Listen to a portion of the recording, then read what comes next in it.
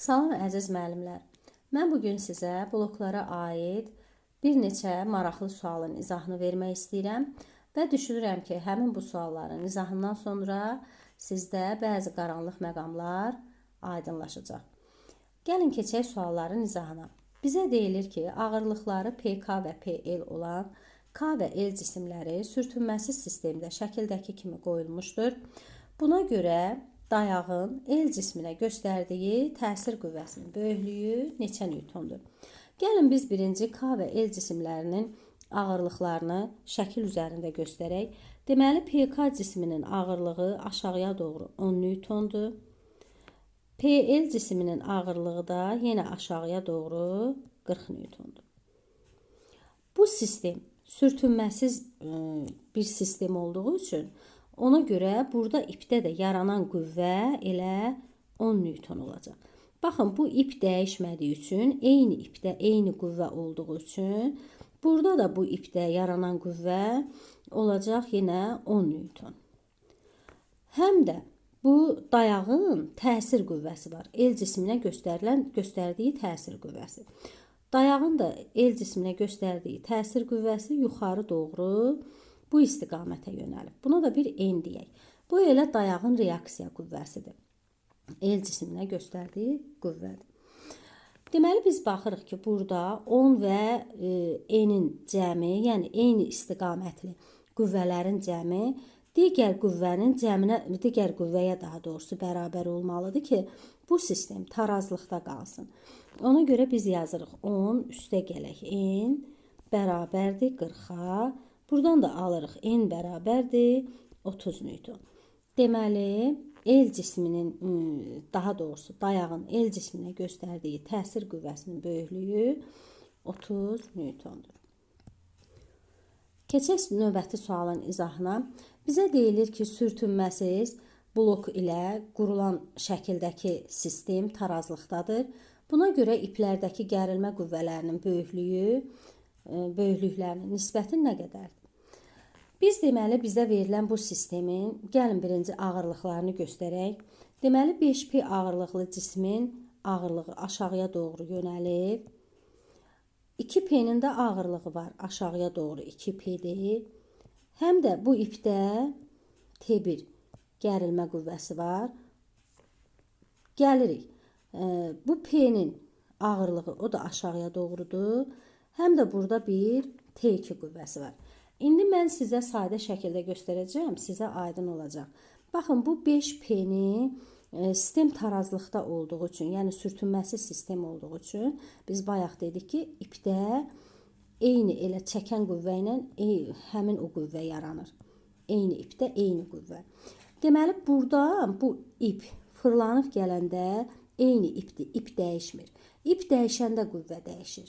Amma ip dəyişmədiyi üçün deməli bu hissədə də qüvvə olur 5P. 5P qədər qüvvə var.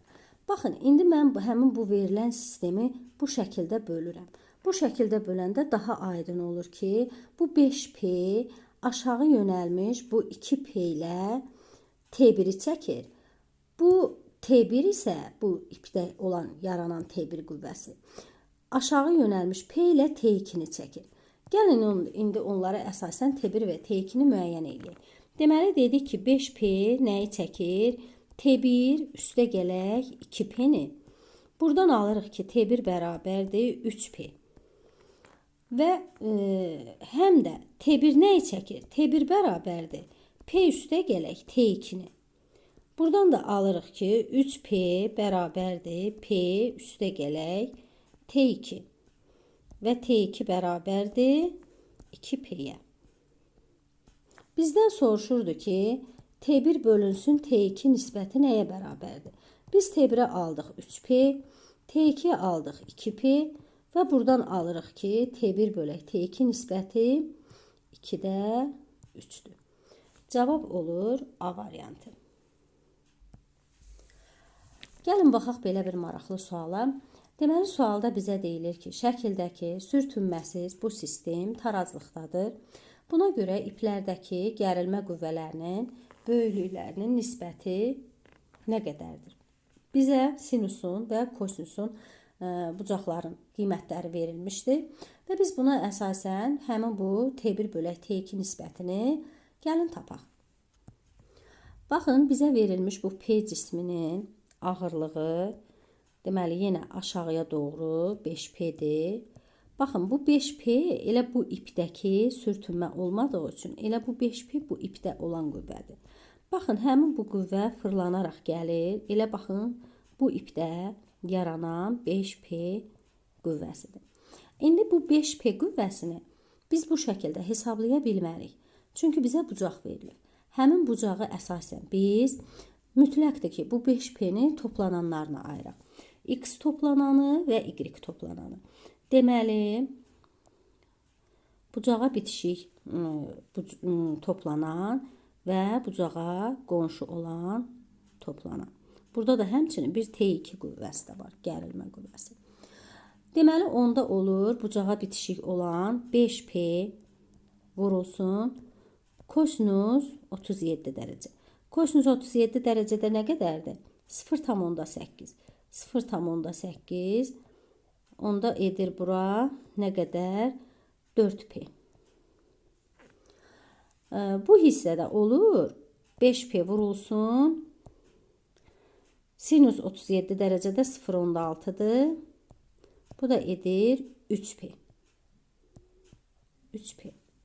Gəlin indi bu sistem tarazlıqda olduğu üçün, baxın, bu T1-i bu qüvvə tarazlaşdırır.